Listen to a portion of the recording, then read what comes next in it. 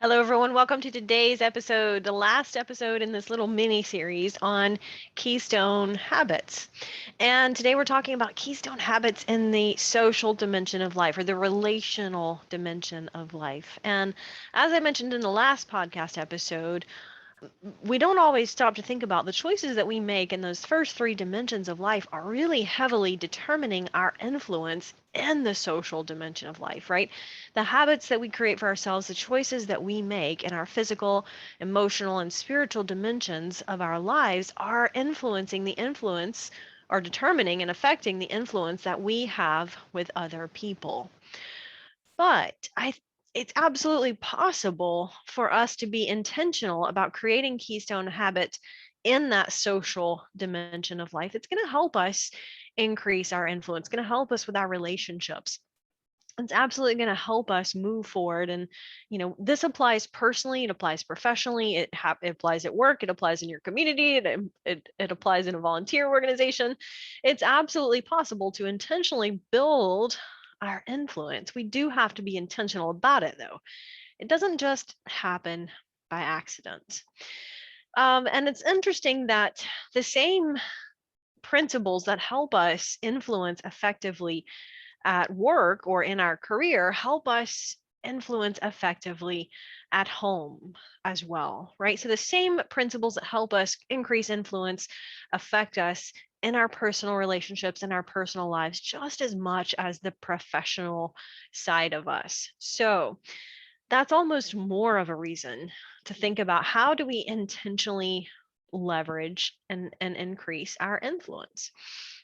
Now, something that I think we have to touch on here, as I talk about keystone habit in this dimension of life, it's important to think about this as a journey, right? It's not a destination. You don't just wake up one day and you get to say, you know what, I'm done focusing on being intentional with life. You don't get to do that. This is a journey that we travel, hopefully continue to travel. It's not a destination. We wake up one day and we just say, you know what, I've arrived. I can quit worrying about that. Um, we just always have to be conscious of growth as a journey. It's not that we get to a certain point and we stop. It's that we get to a certain point and we can see a little bit higher or a little bit further over the mountain than we could. And so we keep climbing. And so as we climb a little higher, we can see a little bit more, but we keep climbing and we keep climbing, right? And we get to the top of this mountain, there's always going to be another mountain for us to climb because that's what growth is, right? Growth is continuing to grow and reach.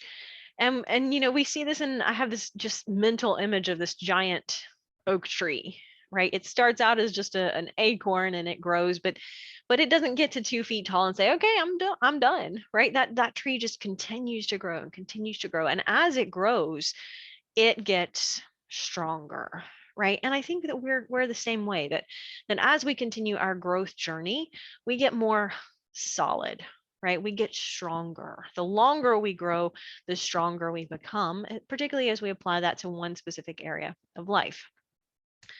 So when I talk about the keystone habit for the social dimension of life, I think that the one foundational keystone habit here is being intentional about and making it a habit to build great relationships.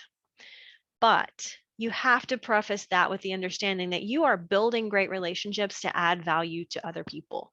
You are not building great relationships to manipulate people or use them. And that's a very key distinction, right? Are you trying to manipulate somebody, or are you trying to simply build a great relationship and add value to them? Because here's the thing, if you try to manipulate somebody, they absolutely feel it, right? You feel it when somebody tries to manipulate you or take advantage of you, you feel that. And that's not a good feeling. That doesn't increase their influence with you when you feel like somebody's trying to manipulate you or come out on top or use you to their advantage. That's not an influence builder. And so when I say be intentional and create the habit of building great relationships with people, it's absolutely with the understanding that you are building that relationship simply with the intention to add value. Um, and that's it. That's a key difference. So make sure that you go into this with this perspective.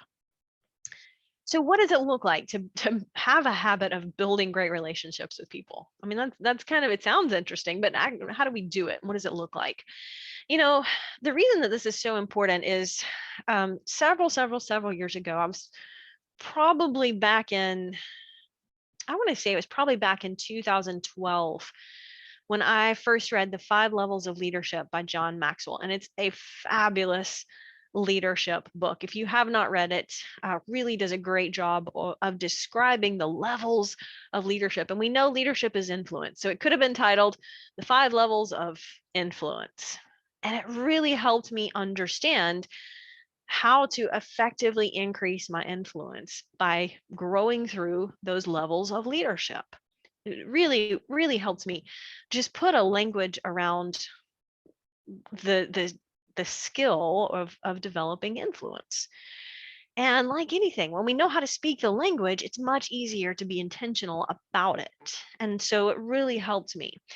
So I won't go into a whole lot of detail, but I will share this with you.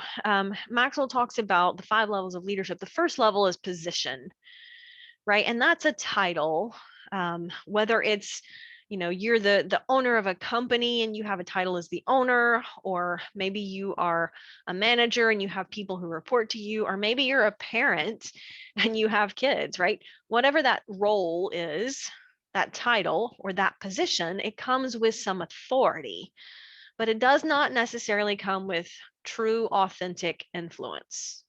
There's a difference between authority and authentic influence, right? The position carries with it some authority. It does not necessarily carry with it true, authentic influence. That is determined by our character. We touched on that just a couple of episodes ago. So if you haven't listened to all of the episodes in this little 5 mini series on Keystone Habits, go back and listen to the first 4 episodes because they really set the foundation for what I'm talking about here today. So the first level, as Maxwell talks about, the first level of leadership, or the first level of influence is position. And it's interesting because he talks about that's the lowest level of influence, right? There is a little bit of influence that comes with that position, but not much. Because at the end of the day, people who follow us only because they have to will only do what they have to. And we can see this play out over and over and over again in the culture of an organization, the culture of a home and a family, that people who we don't have true authentic influence with them, they don't have to follow us. Then if they don't want to follow us, they won't. And so we don't really have a lot of influence at that level. Well, the next level is where it really starts to become insightful.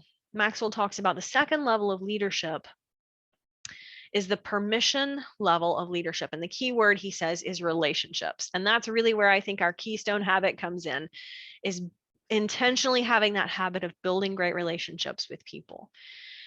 Because at this level, we influence people because of the relationship that we have with them, right? People follow us at this level because they want to. And it's really our character that determines, are we just going to try to, bully people and make people do what we want to? Or are we truly building a relationship with them with the intent of adding value to them and hopefully influencing them in a positive way, right? That's what the permission level is if I'm following you, then I'm giving you permission to influence me. And of course, it goes both ways. We all influence and we all are influenced by other people. So key thing to remember there. But the reason that this was so, the levels of leadership is impactful because like with anything, when we know how to talk about it, we can more easily apply it. But the reason I think that this is so powerful is that so many of us, especially at work or in our business or in our career, a lot of times, and even more so if we tend to be a task focused person, it's very easy to forget about the relationship side of people. And you never get to do that, right? When it comes down to influence with people, you never get to forget about building those relationships.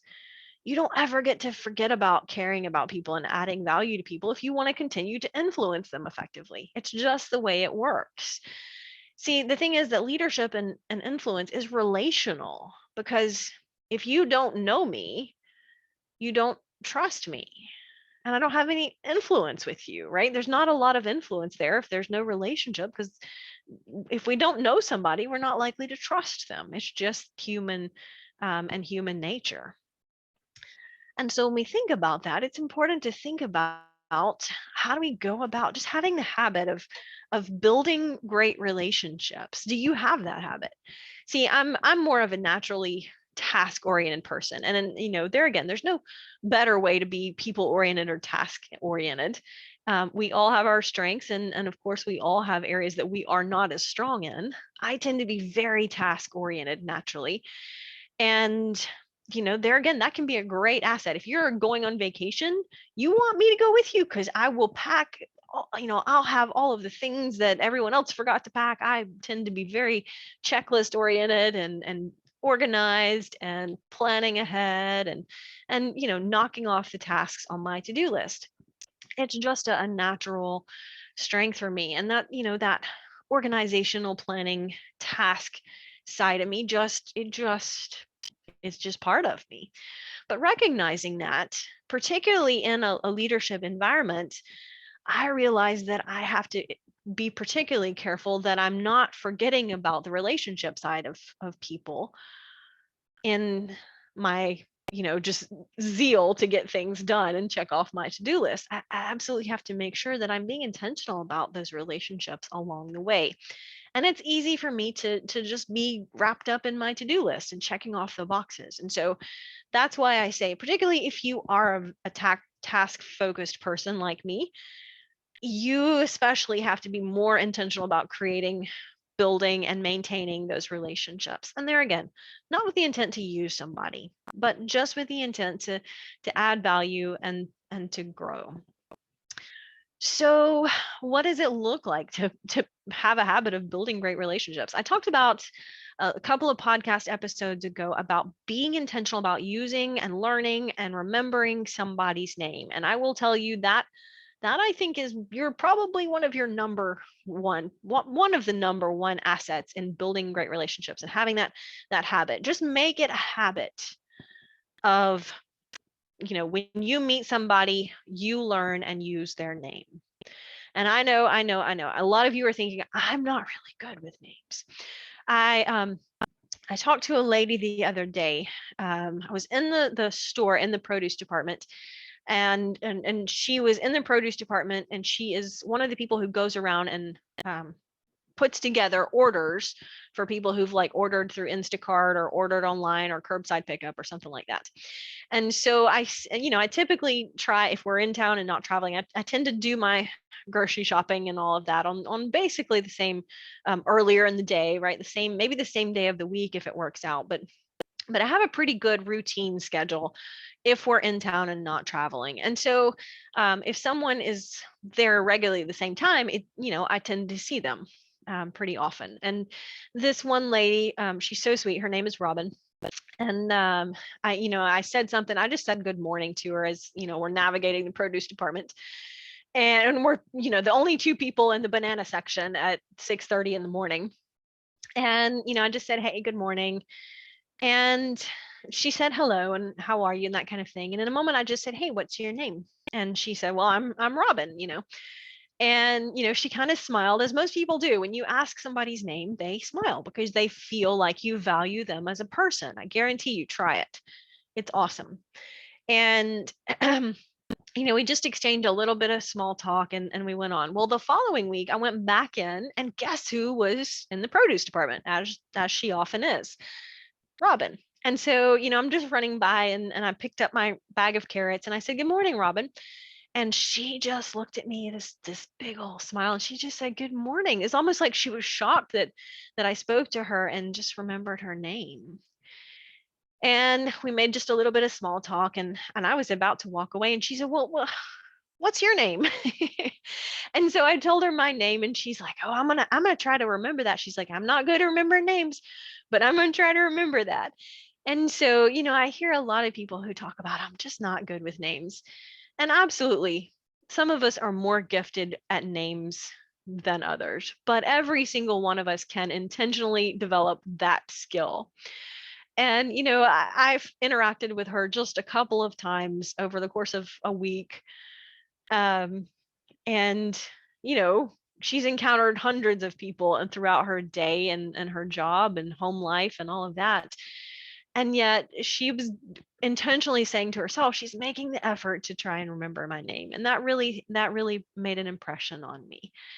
Because when it comes to forming those relationships, right? It with people, the little things are the big things. It doesn't take much with people to really add value to them and add value to the relationship. It also doesn't take much to decrease the value that you're bringing to them in that relationship, because every single interaction we are building influence with somebody, or we are decreasing, minimizing our influence with somebody. And it's so easy to forget that, right? It's so easy to just have a bad day at work and you come home and there's dirty dishes in the sink and the trash is full, and you're like, I've been at work all day, and yet why couldn't somebody take out the trash? And so somebody says, hey, how are you? And you just, you blow up. You're like, oh, I'm terrible. There's trash overflowing and there's dirty dishes in the sink and all. Right? It's just so easy to let those emotions in the moment, just pressure from the day and all, we just snap in the moment. We just, take it out on the person that came up to us, and we didn't mean it, right? I know I'm not the only one who said or done something and thought later, oh man, I shouldn't have said or done that. Right there again, we're emotional creatures. But what I'm saying is, just because those emotions are there doesn't mean we have to take it out on the people around us. Right. And it's not ignoring that we have emotions, but just recognizing we don't need to blow up and splatter them everywhere on people. That was a great visual there, wasn't it? So just thinking about being intentional, and I encourage you to just pick one relationship and just try this for a week. Don't try to do this with every relationship in your life. You'll go crazy trying to do that. Just pick one relationship in your life and spend the next 7 days and just every single day think of 1 to 3 things that you can do to add value to that relationship, to that person, to increase your influence. And there again, not because you're trying to manipulate them, but because you really just want to start creating this habit of building great relationships. What would that look like? So just pick one. Now, I'll tell you, it's easier if you pick somebody who's living in your household, right? Your spouse or your children, even. If you pick somebody who you don't see every day, obviously it's going to be really more difficult to do, but it can be done. But just take one relationship and just carry this experiment out and be intentional. 1 to 3 things. What can I do? What am I going to do tomorrow? I'm going to do this. I'm going to do this. I'm going to offer to do this. I'm going to do this without being, without them even asking me. I'm going to go the extra mile or the extra inch in this one relationship for a week, and just watch what happens. I guarantee you the results will be incredible. Because if you haven't been intentional about putting deposits into that emotional bank account in that relationship, then just watch how you start to be intentional about putting deposits in. That balance is just going to grow, right? Just like with your bank account. And the other thing that I would like to say on this, when we talk about building great relationships, I think it's important to recognize that not everybody likes to be valued the same way. And when I say that, I come back to the 5 Love Languages by Gary Chapman.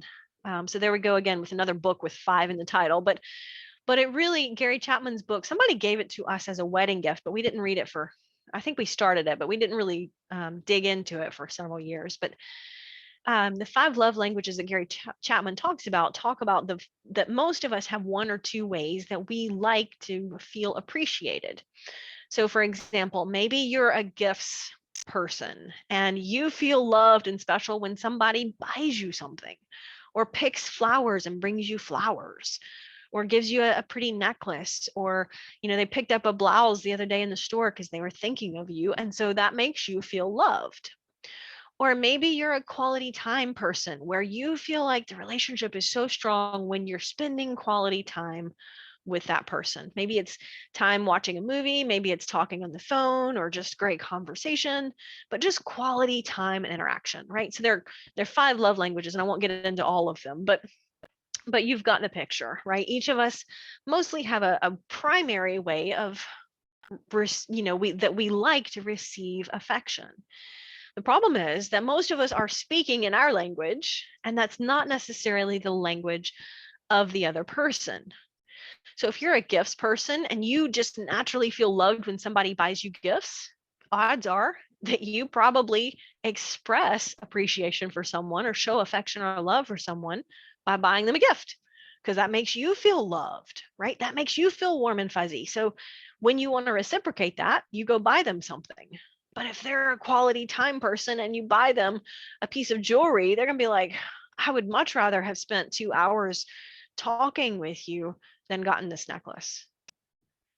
And so it's very easy for us to talk in one language, our language, and yet that's not necessarily what the other person needs to feel affirmation or love or caring or the relationship. Now, this absolutely could apply in the professional environment. It wouldn't be the love languages. Gary Chapman talks about that in terms of languages of appreciation, but absolutely, we naturally have one way that we're like, this is how I feel appreciated.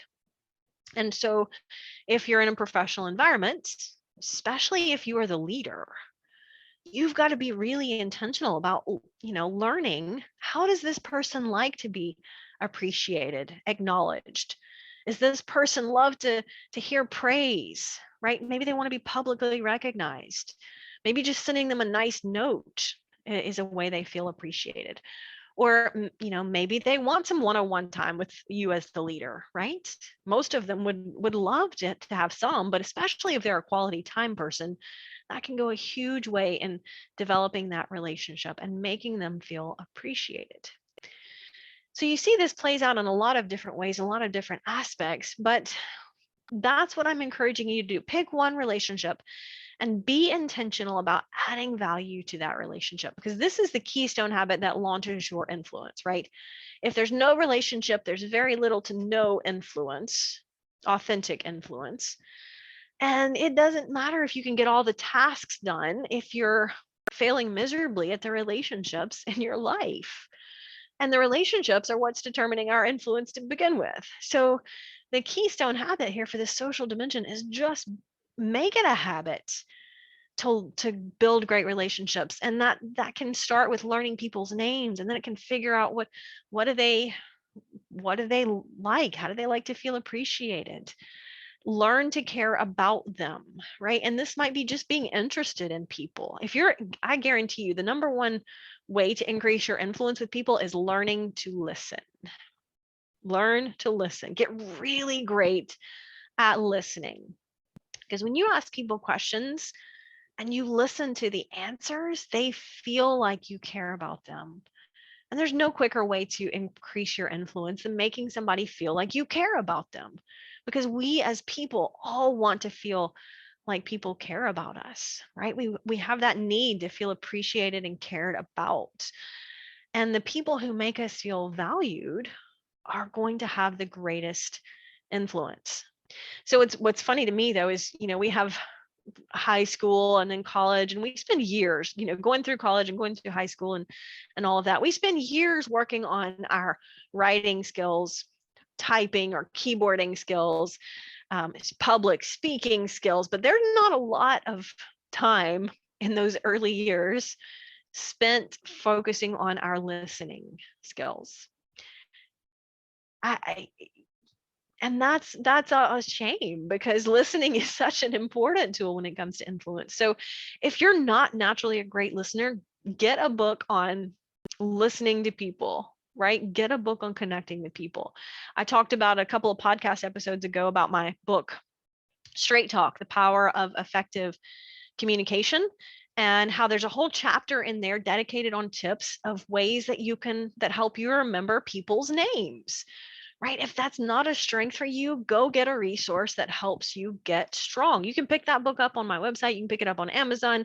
It's not the only book on connection with people and communication and listening and that kind of thing. It's certainly not the only book out there. It's just one resource, but if you need a resource, go find a resource, right? There's just a wealth of information on that. And listening is such a powerful, powerful way to build your relationship with somebody. It's going to increase your influence, it's going to increase your effectiveness at an ability to develop that relationship at a much deeper level. So, I hope this gives you some really good insights. We talked about several of the keystone habits in each dimension of life and how that plays out. And there again, the moment we just start to become intentional is the moment we discover our ability to grow in one area and dimension of life is exponential, and it helps us.